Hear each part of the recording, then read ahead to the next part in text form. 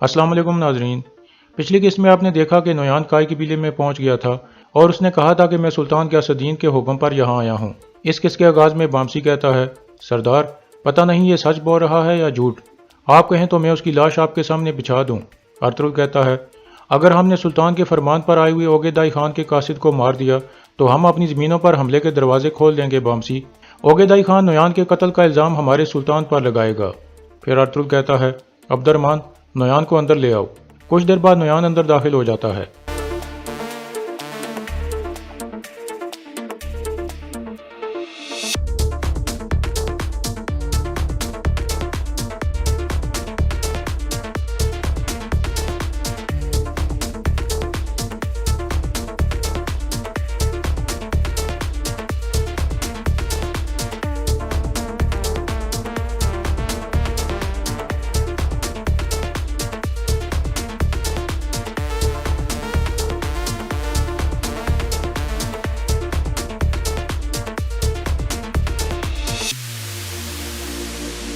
इस तरह नोयान अर्तुगरुल के सामने बैठ जाता है और फिर कहता है, गोक तेंगरी मुसलसल ज़मीन को सूरज के गिर्द घुमाता है ताकि हम जहाँ गिरें वहाँ से दोबारा उठें और लड़ाई को जारी रखें। इसीलिए मैं दोबारा तुम्हारे सामने आ गया हूँ अर्तुगरुल। रूहें अभी मेरी मौत नहीं चाहती थीं। रूहें जानती थीं कि अभी मेरा तुमसे हिसाब बाकी है। तुम मुझे काली मिट्टी में दफन करना चाहते थे, लेकिन मिट्टी अभी मुझे कबूल नहीं करना चाहती। अर्तुगरुल कहता है, मिट्टी ने तुम्हारे जैसे गलीज की क्या कर दी है नोयान। नोयान कुछ सोचने के बाद कहता है, तुम्हारी जुबान तुम्हारी तलवार की तरह तेज है अर्तुगरुल। मैं रूहों का शुक्रगुजार हूँ कि उन्होंने मुझे तुम जैसा ज़हीन और बहादुर दुश्मन अता किया है। अर्तुगरुल कहता है, तो बताओ तुम क्या चाहते हो नोयान। नोयान कहता है, सबसे पहले मैं अफसोस करता हूँ। मैंने सुना है कि हलीमा सुल्तान मर गई है। वो एक बहादुर औरत थी, तुम्हारी तरह उसने भी मुझे काफ़ी मुश्किल वक्त दिया। अर्तुगरुल पूछता है, ओगेदाई खान और सुल्तान मुझसे क्या चाहते हैं। नोयान कहता है, शायद तुमने सुना हो अर्तुगरुल, हमने ओगेदाई खान के साथ मिलकर एक अजीम फतह हासिल की है। हमने क्यावी को फतह करके अपने इलाके में शामिल कर लिया है। आधी दुनिया पर हमारी हुकूमत है अर्तुगरुल। अब हम बाकी आधे हिस्से को भी हासिल करने के लिए बेचैन हो रहे हैं। अर्तुगरुल कहता है, असल बात करो नोयान, तुम यहाँ क्यों आए हो। नोयान कहता है, मैं तुम्हारे सुल्तान के पास ओगेदाई खान का हुक्म लेकर गया था और तुम्हारे सुल्तान ने मेरे खान की ख्वाहिश पूरी करने का वादा किया है, लेकिन तुम्हारे सुल्तान ने कहा है कि वो हमारे खान से कोई दरख्वास्त करना चाहता है और इस काम के लिए उसने जिस कासिद को चुना है वो तुम हो। यानी इसका मतलब है कि मैं और तुम एक लंबे सफ़र पर जाने वाले हैं अर्तुगरुल। इतने में गुनल भी वहाँ पहुँच जाता है और अर्तुगरुल को सुल्तान की तरफ से आने वाला फरमान देता है। अर्तुगरुल उसे खोल कर पढ़ने लगता है और फिर कहता है, सुल्तान मुझे अपना कासिद बनाकर ओगेदाई खान की तरफ भेजना चाहते हैं। फिर गुनल्ब कहता है, सुल्तान ने यह भी कहा है कि आप इस थैले में मौजूद चीज़ें ओगेदाई खान तक पहुँचाएँ। इसके बाद अर्तुगरुल वो थैला उठाकर दूसरे खेमे में चला जाता है।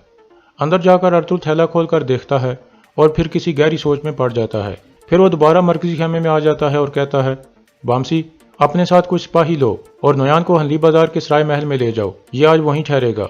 नोयान पूछता है, हम कब रवाना होंगे। अर्तुगरुल कहता है, यह तुम्हें कल सुबह पता चल जाएगा नोयान। फिर अर्तुगरुल बामसी को कहता है, अब इसे यहाँ से ले जाओ, इससे पहले कि इसके साथ कुछ बुरा हो जाए।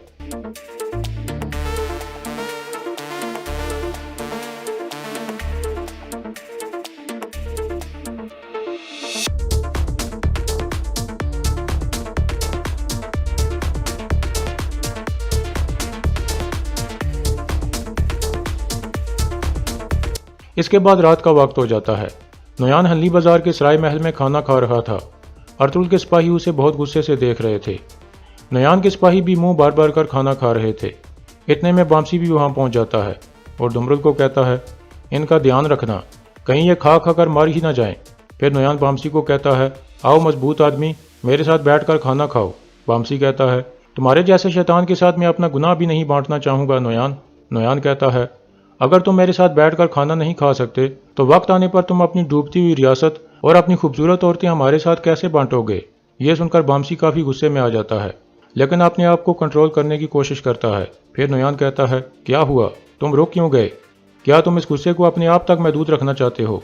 बामसी कहता है, वक्त आएगा नोयान, और वक्त आने पर मैं तुम्हारी जहरीली जुबान काट दूंगा। नोयान कहता है, वक्त आने पर तुम्हारी ये ज़मीनें, हत्ता कि तुम्हारे सुल्तान का महल भी मेरे हाथ में होगा।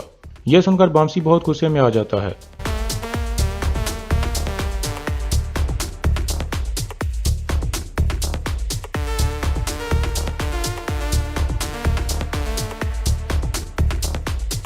फिर नोयान खड़ा होकर कहता है, फिर मैं अर्तुल की नस्ल तबाह करने आऊँगा। उसके सब घर वालों को उसके खेमे में जला डालूंगा। तुम्हारे सब कबीले हार मान लेंगे और मेरे जूते का बोसा लेंगे, लेकिन काई वालों की किस्मत इससे भी बुरी होगी।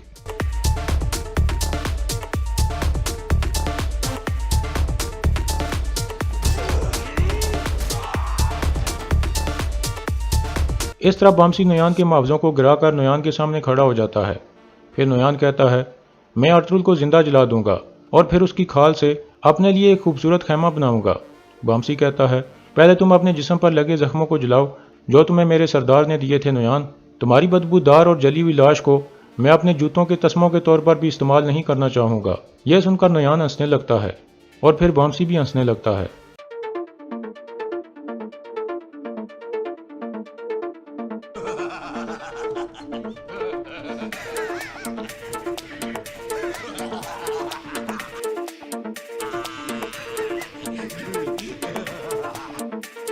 फिर बामसी कहता है, हंसो नोयान हंसो, जब वक्त तब्दील हो जाएगा और सफ़ेद स्याह हो जाएगा और जब हमारे बहादुर इकट्ठे होकर मैदान जंग में उतर आएंगे तो फिर तुम पर अल्लाह का अज़ाब नाजिल होगा नोयान। नोयान मुसलसल हंस रहा था। फिर बामसी और उसके साथी अल्लाह अकबर के नारे लगाने लगते हैं।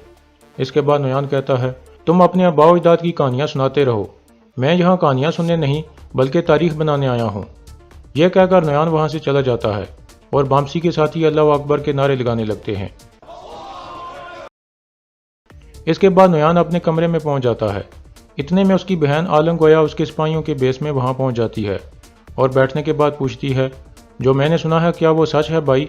नोयान कहता है, हाँ, अर्तुल कासिद बनकर मेरे साथ जाएगा। आलम गोया कहती है, और रास्ते में तुम उसे कत्ल कर दोगे। नोयान कहता है, इसका इन्हिसार अर्तुल के फैसले पर है आलम गोया। ओगेदाई खान ने मुझे कहा है कि हमें खून के बगैर फतह चाहिए और तुर्क सरदार हमारी अतात कर लें, और ये काम हम अर्तुल से शुरू करेंगे। अब अर्तुल खुद ओगेदाई खान के सामने जाने वाला है, इसलिए अर्तुल का फैसला ओगेदाई खुद सुन लेगा। और जहाँ तक तुम्हारी बात है, तुम इस इलाके में मेरी आंखें और कान बनकर रहोगी और अर्तुल की वालदा और उसके बच्चों का एतमाद जीतोगी। आलम गोया पूछती है, अगर अर्तुल ने ओगेदाई की अतात करने से इनकार कर दिया तो फिर क्या होगा? नोयान कहता है, तो फिर वो सब मरेंगे, हत्ता के झूले में पड़ा उस्मान भी। दूसरी तरफ काई कबीले में अर्तुल कहता है, रियासत की किस्मत एक दफ़ा फिर हम पर मुनसर हो गई है। अगर हम चाहते हैं कि कोई भी जान ज़ाया ना हो तो हमें ये जिम्मेदारी पूरी करनी होगी। कल सुबह हम ओगेदाई खान की तरफ रवाना हो जाएंगे। इसके बाद अगला दिन शुरू हो जाता है। अर्तुल रवाना होने के लिए तैयार था। जाने से पहले वो बारी बारी अपने बच्चों को देखता है और प्यार करता है।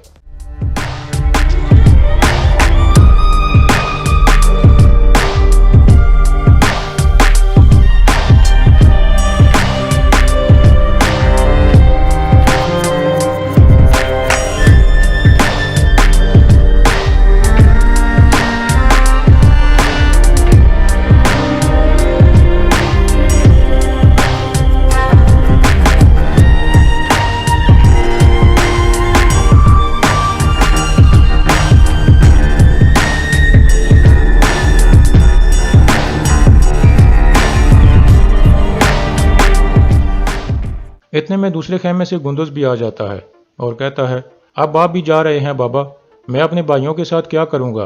क्या आप रुक नहीं सकते? अर्तुल कहता है, मैं सुल्तान के हुक्म की खिलाफवर्जी कैसे कर सकता हूँ बेटा? दादी हर वक्त तुम्हारे साथ रहेगी, सुगाई खातून भी यहीं है, उस्मान भी अब पहले से बहुत मजबूत हो चुका है और मेरी गैर मौजूदगी में तुम कबीले के सरदार भी हो। यह सुनकर गुंदुज कहता है, जैसे आपका हुक्म बाबा, आप एक मुश्किल जिम्मेदारी पर जा रहे हैं। अब मेरी जिम्मेदारी है कि मैं अपने भाइयों का ख्याल रखूं। यह सुनकर अर्तुल खुश हो जाता है और गुंदुज को प्यार करता है। फिर वो अपनी वालदा से मिलता है। आयमा खातून कहती हैं, उस गलीज नोयान का ध्यान रखना बेटा। अर्तुल कहता है, आप परेशान ना हो वालदा, मैं उसे देख लूँगा। आप पीछे से हिजरत की तैयारियाँ शुरू कर दें, अब हमारे रास्ते में कोई रुकावट नहीं है।